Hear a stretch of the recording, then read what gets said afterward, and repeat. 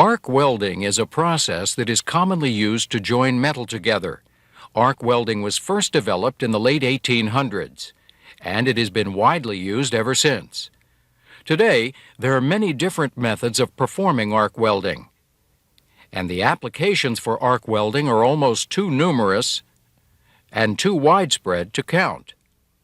Learning about arc welding is an important step in becoming proficient in working with metal, and will help establish a solid foundation for you to build on as you gain knowledge and experience as a welder.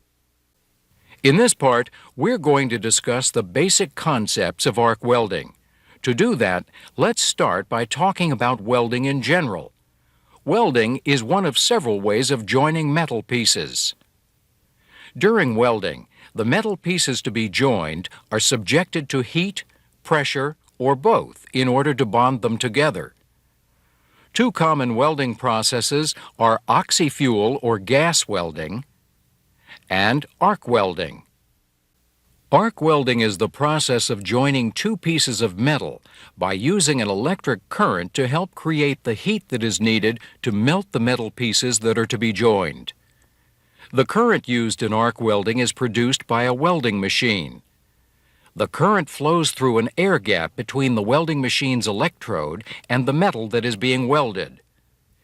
The air gap has a high resistance, and current flow through the air gap creates an arc which generates an intense heat.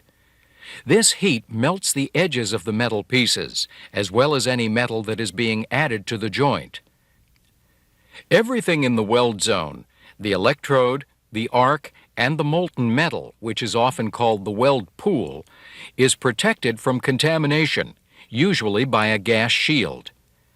After the metal cools, the area of the weld forms a bond between the two pieces of metal.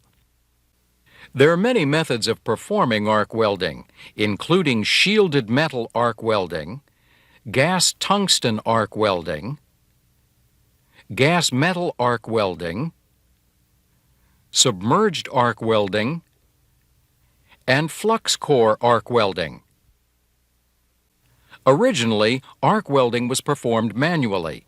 Manual welding involves hand control of the welding arc and any filler metal that's being added to the weld. One example of a manual arc welding method is shielded metal arc welding.